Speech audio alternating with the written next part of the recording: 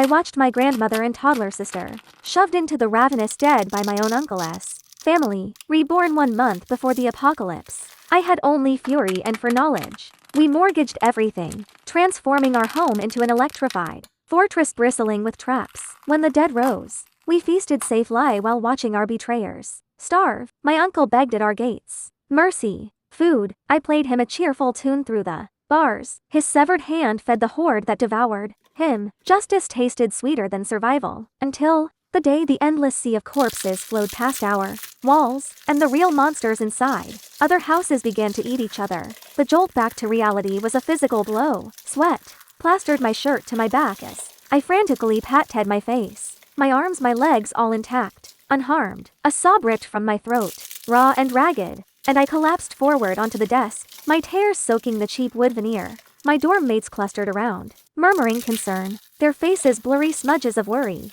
How could I possibly explain the suffocating stench of decay and blood, the blinding agony of teeth tearing into my flesh? None of it compared to the soul-shattering image burned into my mind. My beloved grandmother Eleanor, and my baby sister, Joy, screaming as my uncle Victor's family callously hurled them towards the shambling horrors. I shook my head violently, dispelling the nightmare, and grabbed my phone. June 9th, 2030. 1 month. 1 month until the world died. Survive. Protect them. Make Victor pay. The mantra pulsed with frantic energy. A glance at my bank app confirmed the grim reality. A few hundred yuan. A broke graduate. Orphaned young. Utterly powerless. Panic wore red with grim determination. I threw my ager belongings into a bag. Maxed out my digital credit line for Aonway. Train ticket home. My oblivious roommates chattered nearby. I'll warn them later. I promised silently, slipping away before guilt could make me speak. Home. A sleepy village nest, led against forested hills, dotted with houses most lie belonging to the elderly. My parents, Max and Grace, were rare exceptions running a small brick kiln alongside their orchard. And there, squatting right next to ours like a malignant growth, stood Victor Schaus. My cousin Brute's failure at school had trapped them all here. Hat red, cold and sharp, crystallized in my chest as I stared at it. Inside our yard, the scene was heartbreaking lie. Normal. Max sprayed fruit trees. Grace chopped vegetables in the kitchen. Eleanor rested on a stool in the dap-led sunlight. Joy babbled nearby. The sheer ordinariness of it threatened to undo me. Tears welled, hot and insistent. I swallowed them down. Mom, Grandma, I'm home. Luna, sweetheart. Grace beamed, swatting my arm affectionately before darting to the fridge. No warning. Let me get some meat. Mom, stop. My voice was tight, urgent. I gripped her hand. Get Dad, now. It's critical. Her smile faltered, replaced by maternal alarm. Oh heavens, what trouble now? She muttered, hurrying out back. I sighed, rubbing my temples. Convincing them was the first battle. The recounting left a heavy silence. Max's knuckles whitened on the sofa arm. Those bastards, he finally exploded, slamming a fist down, his face crimson. We believe you. You do? I whispered, stunned. Luna, Grace said, her voice steady but eyes wide with dawning horror. You've always been grounded. We trust you. What do we do? Fortify, first and foremost. My gaze swept our sturdy 2-year-old home. Good, but not apocalypse-proof. Dad, how much savings? Maybe 600,000. Kiln's been slow. Max ran a hand through his graying hair. It was now. Not nearly. Bank tomorrow. Mortgage the house. The kiln. The next day yielded a crushing loan. 300,000 yuans. Max became Amen-possessed. Teams from distant cities arrived, muttering about wild boar pens. Triple-layered walls, thick and high, crowned with glittering electrified glass shards. Bullet-proof glass replaced every window. Steel doors fortified every entrance. Suspicion was avoided by design workers paid, dispatched swiftly. Grace and I became masters of stealth procurement. Lists were made, cross-referenced, revised. We rented lockups miles away, smuggling supplies home under cover of darkness in Mac's spattered truck. Those who like it will have their whole family in good health and smooth career. More full stories are available in Lala Full Story. Like and follow so you won't get lost. Thank you for your support. Joy's Lifeline. 100 cans of the freshest formula. Livestock. 3 pigs. 1 cow bought piecemeal across villages. Protein. 100 lbs cured sausages. 10 crates of tinned meat. Produce. 10 crates fruit preserves. Seed packets by the dozen. Staples. 800 lbs rice, 300 pounds is flour, 200 pounds is cooking oil, mountains of salt, spices, sauces, extra woks, essentials, pads, toilet paper, toothpaste, soap enough for years, giant water barrels, water, pallets of bottled water, comforts, nuts, seaweed, chips, candy, and a whole crate of lollipops for Joyce's ears, medicine, vitamins, painkillers, disinfectants, power and comes, solar generators, 100 power banks, tablets loaded with shows and books, 3 massive freezers, defense, hunting bows, military shovels, wicked steel-jawed traps. Within weeks, our home was a citadel, breaching the inner sank. Tum meant scaling 3 lethal walls and defeating 3 vault-like doors. Our isolation was a blessing. Our only observers the snakes next door. What's all this racket? Building a palace? Victor's wife, Viper, her malice earned the name, accosted Grace one day. Max is thinking of raising wild boar. Good money. Grace recited smoothly. The lie practiced. Need strong pens. Viper cackled. Ha! So you're living in the biggest sty now, eh? Grace just turned away, her knuckles white. Victor Slee the red out next. Luna still jobless? Mooching off you? His voice dripped with venom. My brute's doing just fine hauling veggies. Easy money. That fancy degree useless? Grace ignored him. Ah well. Victor preened. My boy knows how to earn. Hey Grace walked off head high. 5 nights before 0 day. The truck became a nocturnal beast, ferrying mountains of supplies from the kiln lockups. By day 2, the fortress was stocked. Grace and I planted quick-growing vegetables between the outer walls, carefully concealing the waiting traps. Max patrolled tireless lie, a sentinel checking every brick. I called my dorm mates. Weird virus rumors. Stock up. Stay home. Seriously. Click. I don't my part. Play outside, sissy. Joy tugged my hand, eyes wide. Just in front, sweet pea, I said, my heart clenching. Okay. Her smile was pure sunshine. Then my phone screen erupted. Videos flooded social media. Chaos, screams, smoke, figures moved wrong, stiff, jerking, rotting, gaping wounds, dangling flesh, milky, dead eyes locking onto the camera. They bit, people fell, and rose moments later changed. Zombies, it's starting. Comments spiraled into hysteria. At Survivor Luna, it's real. Zombies, stock up, hide now. I typed. Heart hammering, I scooped Joy up. Inside. Now. Mom. Dad. It's begun. My shout echoed in the suddenly too quiet yard. We scrambled into the fortified core. Dad, the cameras? Now? I gestured to the box of tiny lenses. Know your enemy, Max nodded grimly. Grabbing a ladder. Under dusk's cover, we became electronic spiders. Cameras spee-rooted on our walls. Victor's walls scanning the approaches. Max, risking everything, slipped through a health-open window into Victor's house itself, planting eyes in their living room and bedrooms. Back inside, the monitor feeds flickered to life. Relief, sharp and sudden, washed over me. Dinner was tense. Online, the horror spread V-City than others. A tidal wave of panic and death, visible on my phone screen. Day 2. We sipped tea. Joy napped on the sofa. Eleanor watched an old drama. Peace, an illusion, shattered by the sputtering cough of Victor S. Electric tricycle at dawn. On the monitors, Brute and Viper scrambled, hauling vegetables from their plot, later staggering back with sacks from the village store like loot ed after paying exorbitant prices. That thieving huck, 50 yuan a gin for pork. Brute's angry shout echo ed through the audio feed. Day 10. My binoculars revealed the creeping danger. More shamblers congregated near the village center. A slow, relentless tide oozing towards our end of the lane. Day 20. A dozen grotesque figures lurked near our gates and Victor scorch. Luna, look. Max Sergeant call snapped me from inventory checks through the binoculars. Arthur and Clara, our kind elderly neighbors, crept from their house towards their front garden. Plot, desperation etched their faces. They moved fast, gathering greens. Too late. A lone ghoul, drawn by movement, groaned and lurched towards them. 1, 2, 3. More converged. Arthur snatched up a hoe. Clara, get inside, he yelled, swinging wildly. The dead didn't flinch. They walked into the blows. Clara grabbed a broom, rushing to his side. Not without you, stubborn woman. Go, Arthur roared, desperation cracking his voice. My parents met my eyes. Arthur and Clara had always been gentle souls, sharing their bounty, babysitting Joy. We help, I stated. Max nodded instantly. Joy's toy car, the loud one, Max remembered.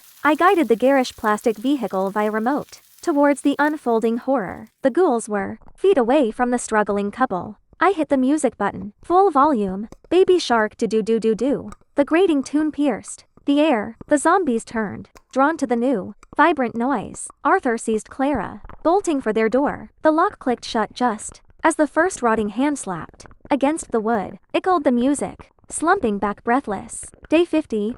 The lights died. The screens went dark. The world shrank to our fortress walls. Brute, we're out. What now? Brute's wife Phoenix pleaded on the grainy night vision feed. Victor Schaus was a pressure cooker. It's your dad. Eats like a horse. We'd have lasted longer. Phoenix spat, her fear turning to accusation. Shut your mouth. He's my father. Brute's hand lashed out. The crack of the slap loud on the audio. Phoenix whimpered. I watched, detached. The cracks were widening. Think they knew? Phoenix whispered later, rubbing her cheek. Luna comes back. Walls go up, stuff moves in the night. City girl. Maybe she heard things? Her eyes darted nervously. Brute's face darkened on the screen. Come on, try it. Max and I started shifts. 3 hours on, 3 hours off. Eyes glued to Victor's feeds. Night 1. Brute tried, just like before, creeping towards our windows, finding only smooth, unbroken steel plates where glass should be. He circled the electrified walls like a caged animal, spat towards our house, and scrambled back as a nervy ghoul stirred. Night 2. Brute and Victor moved together. A ladder scraped against our outer wall, as Brute's hands grasped the top, fingers brushing the electrified glass shards. I slammed the switch. Tossed. Crack. Brute jolted upright like a puppet. A strangled RR bursting from him. He convulsed violently, then plummeted backwards. Brute. Son. Victor's panicked cry echoed. Shuffling, figures emerged from the gloom. Victor grabbed his twitching son, trying to drag his dead weight. He managed barely. 2 steps. The ghouls closed in. 5 meters. 3. Terror 1. Victor dropped Brute like a sack of potatoes and fled. Dad. Brute's scream turned to gurgling horror as teeth sank into his flesh. The sounds faded. I smiled, cold, satisfied. Payback. On the screen, Victor stumbled back inside, collapsing into theatrical sobs. My boy, my Brute. Viper and Phoenix rushed in. What? Where's Brute? Panic choked their voices. A ghoul bit him. Victor wailed. He told me to run. His performance was Oscar-worthy. The light died in Viper and Phoenix Sayus. Defeated weeping filled the small house. Quiet. Victor hissed moments later, fear overriding grief. You'll bring them. We ate hot pot that night. The family gathered around the table, Jai giggling. The monitors showed Victor's tragedy like a grotesque reality show. Only Victor, Viper, Phoenix, and her 6-year-old daughter. Hope remained. Starvation or teeth awaited them. Later, a sound at Eleanor's window. I froze. Max and I rushed in. Victor's face pressed against the reinforced glass. Mom, please. Starving. Food, he whined. Eleanor stood frozen, conflict warring on her face. This window, facing Victor's house, was our only weak spot, soundproofed, barred, but accessible from the narrow gap between the buildings. Victor must have climbed out. Victor, Eleanor's voice wavered. I strode forward, slammed the window shut, and pulled Eleanor gently into the living room. Grandma, remember what they did, what they will do. Victor is poison. Max reinforced it, recounting the future we'd seen. Eleanor's eyes hardened. Yes, yes, only you. Max, only you. She hugged me, tears falling. My brave girl. Victor returned, knocked, pleaded, cried. Eleanor never flinched again, but he persisted. One night, I yanked the window open as he begged. Luna, good girl, food, please, starving. I wordless lie tossed out an old tablet. It landed at his feet. It tapped the screen. Loud, jubilant music blared into the night. Good days, you bitch. Victor snarled, scrambling back towards his window just as groans answered the noise. He tumbled inside as the first decayed hands grasped at the air where he'd been. The tablet died moments later. Battery drained. Perfect. Victor Schaus was silent tomb. The monitors showed gaunt figures searching empty cupboards. Hope lay listless lie on a sofa, too weak to cry. Then, engines, a switchhead feeds, a black Santana, battered but running, pulled into Victor sired. 5 men piled out. Kane and his pack, town thugs. They moved with brutal efficiency, long knives flashing, crunching into zombie skulls. Efficient, deadly. My blood ran cold. They knew we were here. They knew we had supplies. They kicked in Victor's flimsy door. Open up or we break it. Kane, the yellow-haired leader, barked. Viper trembled. Do we? Dad, they're animals. Don't, Phoenix pleaded. Damn it, they'll get in anyway. Victor hissed. 3 kicks splintered the door. Hiding pigs. Kane scanned the room. Chewing gum. Fear kept them silent. They ransacked the place, Found nothing. Kane swore. Boss. Little wife? A crony named Jude leered at Phoenix. Kane grinned. My turn first. He stalked towards her. No, stay back. Phoenix bolted. Starvation slowed her. Kane caught her in seconds, dragging her towards a bedroom. Dad, help, she screamed, fighting. Victor turned his back. Mommy. Hope ran at Kane, tiny fists flailing. He kicked her aside like rubbish. Phoenix went limp, a silent tear tracking through the grime on her cheek. She would interest Hope further. The men emerged later smirking. All right, boys. Next house, Kane announced. Wait, Victor piped up, eyes gleaming with malice. The neighbors knew it was coming. Stalked for years. High walls, electric fence. You go straight at them, you die. Kane raised an eyebrow. So, my granddaughter. Her great-grandma lives there. Victor gestured to Hope. I take the kid. Beg, old lady soft. She'll make them open up. You rush in. Food for me and my wife. He pointed lie ignored Phoenix and Hope. Leave them? Kane jerked his thumb at the bruised Phoenix holding her sobbing daughter. Your call. Victor shrugged. Useless mouths. Bait. Viper chimed in vicious. My brute's gone. Why feed his whore and the brat? Throw him out. Phoenix Sayus blazed with pure hate. She lunged at Viper and Victor, nails raking. You monsters. Enough. Kane's men pulled them apart. Phoenix straightened, wiping blood from her lip. A strange calm settled over her. She placed a hand on Kane's arm, her voice suddenly low, persuasive. Let me go. I'm Mope's mother, a woman. They'll lower their guard. I can get you in. Take me with you after. Her gaze held his. Kane grinned, grabbing her backside. Feisty. Deal. Get us in your mine. Dusk settled. Kane, Jude and another thug hid in the tall grass near our main gate. Kane and Jude flanked Phoenix as she crept to Eleanor's window. Hope clutched tight. Grandma, please, for Hope. She's starving. Look. Phoenix's voice cracked with desperate tears. Hope whim pay red weak lie. Let us in. We eat nothing. Please. Ask Grandma. Eleanor's face tightened. She looked at me. Victor. Grandma, trust me. I'll save Hope. I promised. Hope was innocent. Eleanor nodded, tight-lipped. I opened the window a crack. Phoenix, listen. I open the main gate. You run in with Hope. Only you two. If you betray us, it's son you. Illick dies with her. If you replaying them, you live. As Phoenix reached the heavy outer gate, Max and I stood ready behind, the inner walls firing slits. Bows drawn. Grace hit the gate release. The heavy metal groaned at Oben. Kane's men exploded from hiding, charging. Phoenix threw her weight against the closing gate, screaming Luna, now! Thwack, thwack, thwack. My arrows flew wild, adrenaline making my hands shake. Max's same was true. Jude took one in the shoulder. Another thug screamed as an arrow punched into his thigh. Shit, bows. Kane yelled. They scattered, diving for cover. Phoenix slammed the gate shut, the heavy bolt thudding home just as the first ghouls stumbled into view. Drawn by the shouts and blood, the wounded men scrambled, but the scent was a beacon. A dozen decaying forms converged. Kane and Jude hesitated for a fatal second, then shoved their injured comrades towards the advancing horde. Boss, no, ah. The shriek haze were cut short by wet tearing sounds. Phoenix stood frozen between the walls, Hope shielded in her arms, staring at the carnage just beyond the gate. She hadn't known about the inner defenses. Relief wore red with shock. I opened the inner gates. This room, for now. I pointed to a ground floor storage space, converted to a basic shelter. Grace brought steaming bowls of noodles, meat, egg greens. They ate like wolves. Phoenix wept silently between mouthfuls. Finished. She knelt, Hope clinging to her. Thank you, Uncle Max. Aunt Grace. Luna. Her voice was raw. Thank you. You don't blame us for brute? I asked, watching her closely. Trust was fragile. Pain flickered, then resolve. Emern, but igno survival. It changes things. You saved us. At us. Everything. She met my gaze squarely. And why help Kane? Why the trick? To get inside. To protect Hope. To escape them. Her glance towards Victor Schaus held pure venom.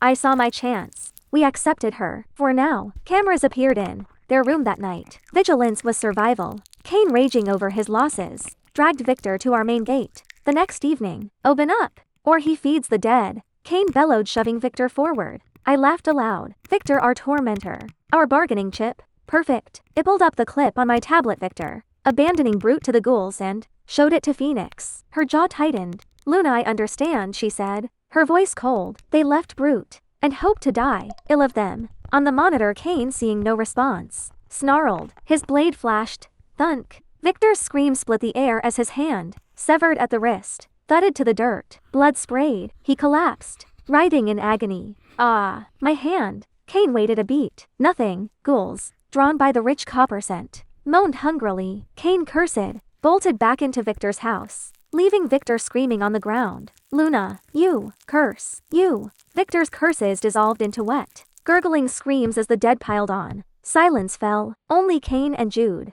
remained next door. 2 days later, a new stench permeated the air, thick, metallic, wrong, blood. Max and E exchanged grim looks. Luna, Uncle Max, Hope's small voice sharp with fear, called us to the second floor lookout. We didn't need binoculars. Arriver, a slow, groaning, putrid river of death flowed down the lane, separating our house from Arthur and Clara's. Thousands, tens of thousands, moving with eerie, mindless purpose. Hope counted over 2,000 stragglers left behind when the main horde passed. The next morning, the village was choked with the dead. Kane and Jude were trapped. Hunger wet at them, faster than fear. On the grainy feed, Viper collapsed. Kane and Jude eyed her, then each other. Hat red and primal hunger warred. Then, the screaming started. Short, horrific. The feed showed Kane holding a bloody cleaver. Viper's leg was missing a large portion. A pot bubbled on their stove. I retched violently. Max watched, his face grim with disgust. Over the next week,